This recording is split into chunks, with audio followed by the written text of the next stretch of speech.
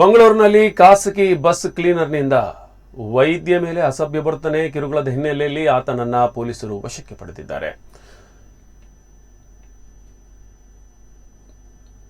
ಬೆಂಗಳೂರಿನಿಂದ ಮಂಗಳೂರಿಗೆ ಪ್ರಯಾಣಿಸುತ್ತಿದ್ದ ವೈದ್ಯೆ ದೇರಳಗಟ್ಟೆ ವ್ಯಾಪ್ತಿಯಲ್ಲಿ ನಡೆದಿದೆ ಈ ಒಂದು ಘಟನೆ. ಖಾಸಗಿ ಬಸ್ ಕ್ಲೀನರ್ನಿಂದ ಕಿರುಕುಳ ನಡೆದಿದೆ. ಬಸ್ ಕ್ಲೀನರ್ನನ್ನ ವಶಕ್ಕೆ ಪಡೆದಿದ್ದಾರೆ ಮಂಗಳೂರು ಪೊಲೀಸರು. ವೈದ್ಯಗೆ ತನ್ನ ಗುಪ್ತಾಂಗ ತೋರಿಸಿ ಅಸಭ್ಯವಾಗಿ ವರ್ತಿಸಿದ ಯುವಕ ಆರೋಪಿಯನ್ನ ವಶಕ್ಕೆ ಪಡೆದು ಮುಂದಿನ ವಿಚಾರಣೆಗೆ ಒಳಪಡಿಸಲಾಗಿದೆ. ಪ್ರಕರಣಕ್ಕೆ ಸಂಬಂಧಿಸಿ ಆರೋಪಿ ಈ ರೀತಿ ಯಾರಿಗಾದರೂ ಮಾಡಿದರೆ ಇಲಾಖೆಗೆ ದೂರು ನೀಡುವಂತೆ ಮನವಿಯನ್ನ ಮಾಡಲಾಗಿದೆ.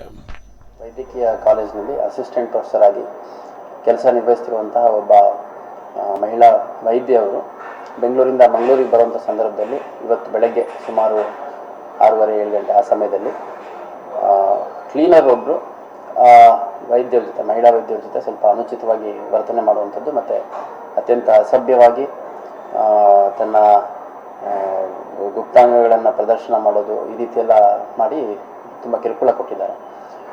ಆಕೆ ಒಬ್ಬರೇ ಪ್ರಯಾಣಿಕ ಇದ್ದಿದ್ದರಿಂದ ಅವರು ಹೆದರಿ ಆ ಸಂದರ್ಭದಲ್ಲಿ ಏನು ಇದು ಮಾಡಿಲ್ಲ.